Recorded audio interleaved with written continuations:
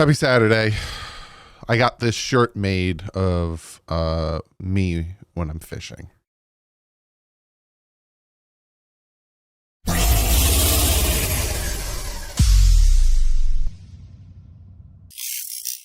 What is up, Finn fans? So, you might be asking yourself, what the flip is up with the title of this video? I've been thinking, and when I think, it's not a good thing, because I don't have many brain cells to use to think. But a lot of things that I'm thinking, Lincoln, and a lot of things that are going around in my mind are making me think. How many times have I said think in the past 30 seconds? Chris Grier and Mike McDaniel don't seem to be operating as if they're on the hot seat. Now, there's rumors going around. There's rumors of swirling. We're going to talk about those. But first, I have to shout out today's sponsor. It's a new sponsor. It's a sponsor that I like and I use. It's Ekster. Ekster.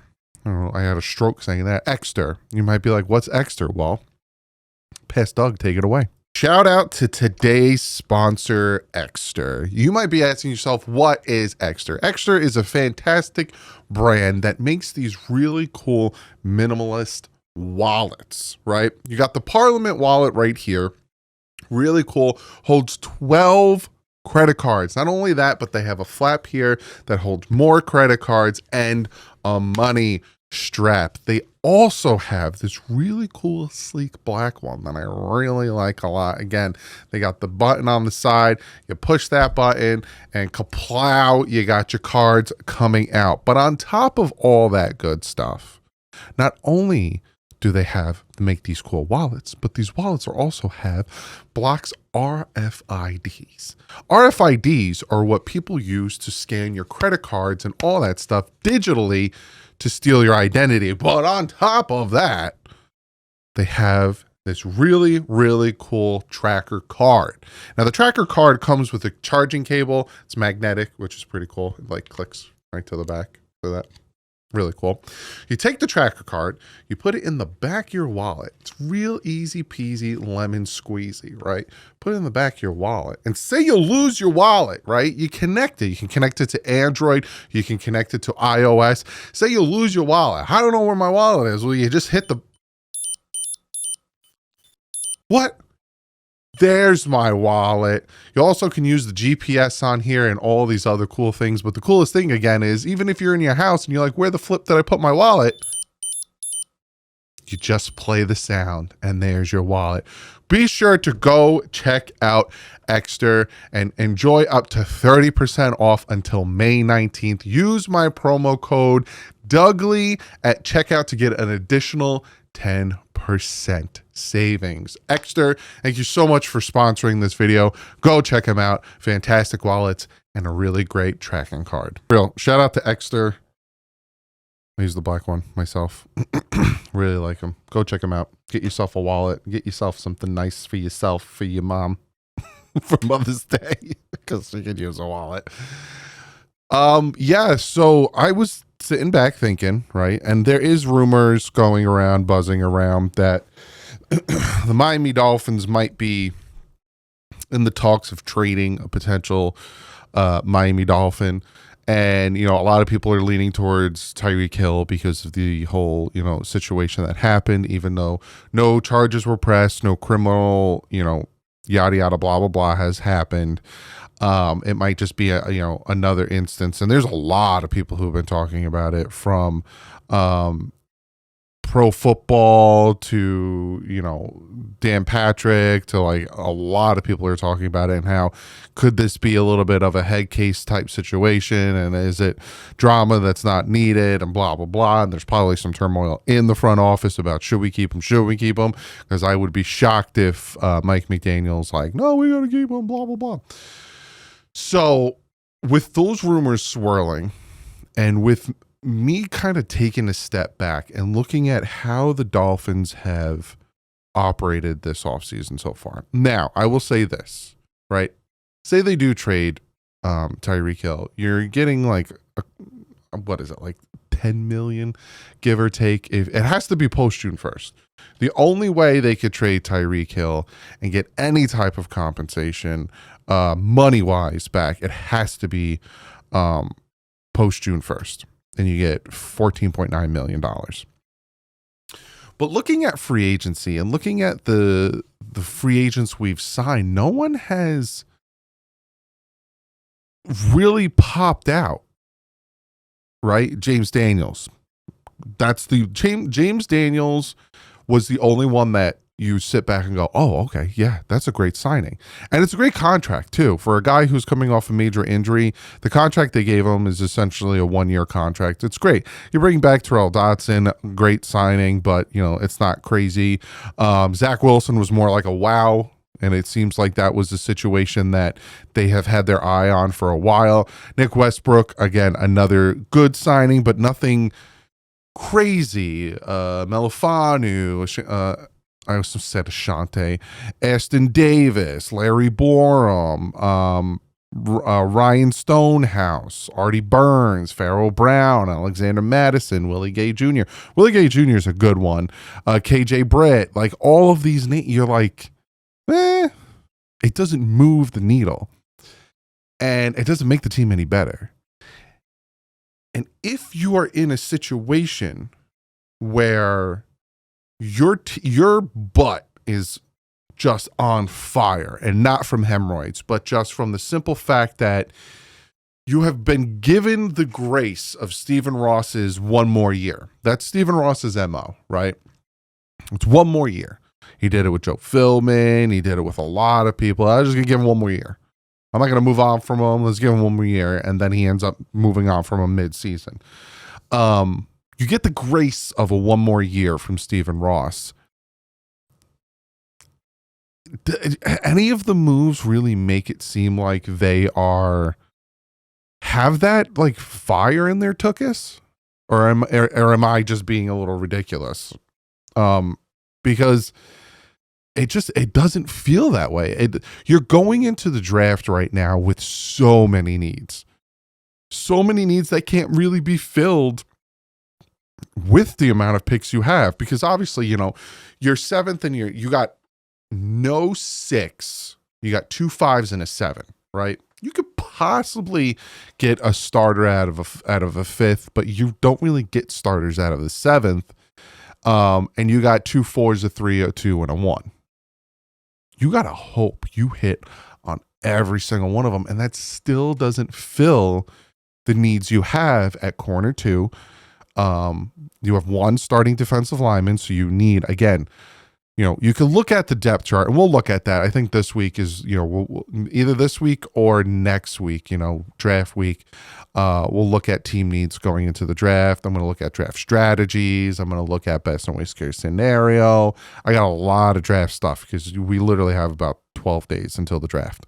But you look at it, it's not just 2 starters. You don't need Sealer and then 2 more starters next to him. You need a rotation. Because, you need guys who are going to come in and out. And so you need technically another 4 guys, 2 of them being a rotational guy. We did bring back Benito Jones, but it's like, so I'll give you 3, right? So you need 3 defensive linemen. You need a corner 2. You need a starting guard, because if not, it's Liam Eichenberg, which we all know how I feel about that. So that's just 5 to go off of. And to me, you need at least 1 more corner, because Aston Davis and Afatu Melifanu, are they really could, like Afatu Melifanu, some people think like he can be a legit starter. He just has health issues. That's why the Dolphins signed him. Aston Davis is more of a thumper.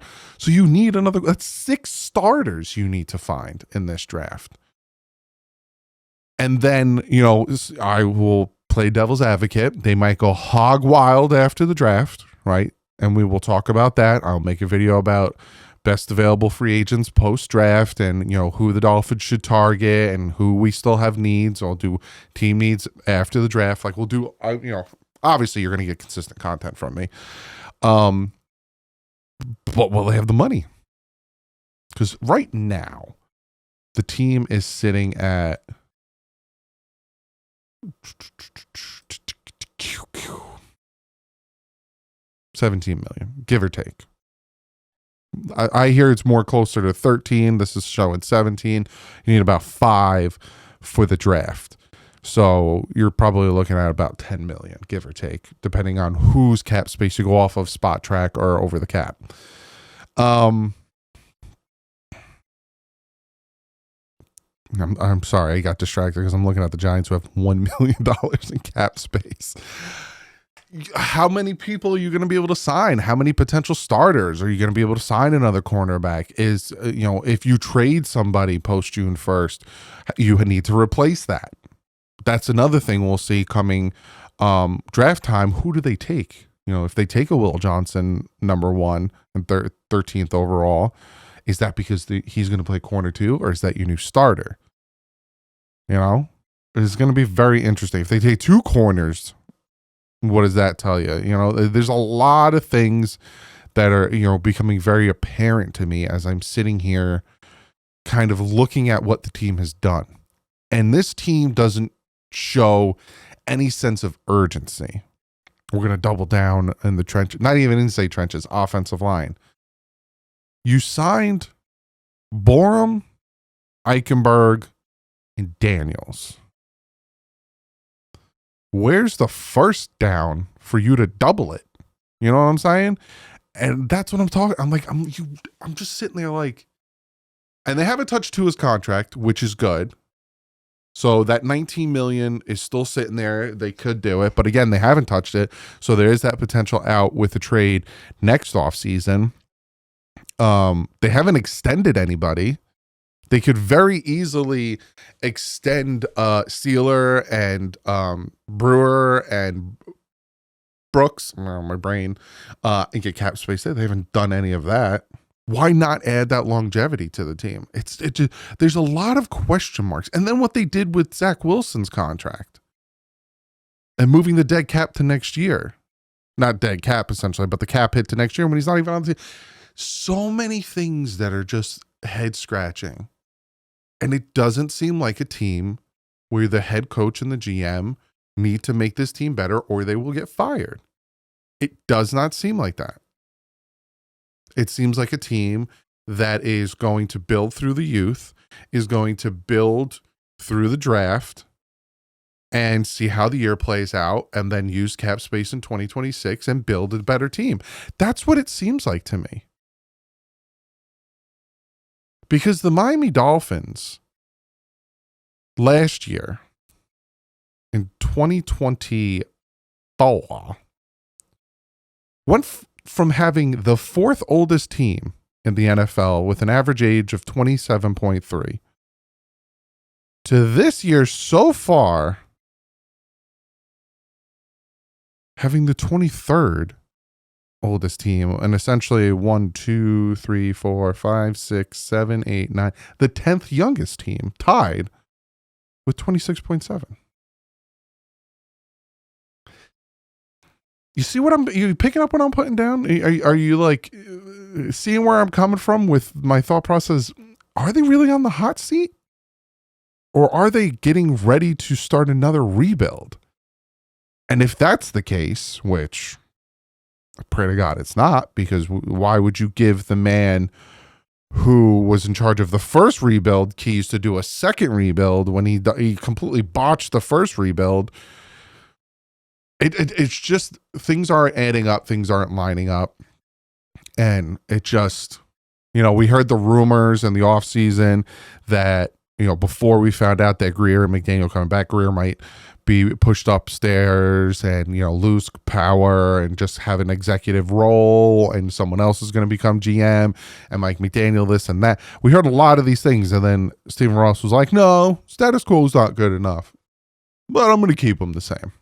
And they're doing the same thing they did last offseason. I don't know. Maybe I have a tinfoil hat on and I'm just being skeptical. Again, I'm trying to keep my mind open and prepare myself for a bunch of different scenarios that might happen. And one of them being that the Dolphins are just trying to build through the draft and trying to do it different this year. because they don't have money, maybe. I don't know. The point of this video is me to give you the information, is for me to tell you what's going on in my brain, and you tell me what you think. Because it doesn't seem like these guys are operating in a way that their job's on the line. They signed like 3 good free agents, and they're not even top free agents, but they made 3 signings that made this team better. But the losses made them worse. So I don't know. I'm rambling at this point. Comment below. Let me know what you guys think. We got a busy week ahead of us. A busy week. This is the last full week before the draft. So we have linebacker, corner, and safety. I think I'm going to do corner and safety in the same video. So I'm just going to name it secondary, and I'll give you my top 5 corners and my top 5 safeties. It'll be a long video. Linebackers will probably be on Monday, and then, full-fledged team needs, draft prospects. We're going to, react to other mock drafts. Got a lot to do. And then I'm going to do my mock drafts next week. We're going to preview the draft on the 22nd, the 23rd. I might do the preview. I don't know.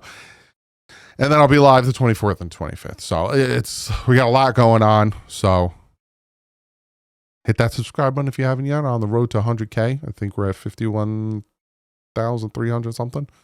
So appreciate all you guys and girls. Go get yourself a nice wallet and a tracking card. Ekster, shout out for sponsoring. And I'll see you maybe tomorrow. Maybe I have another video for you to play tomorrow. I don't know. But like usual, stay classy. FN's up.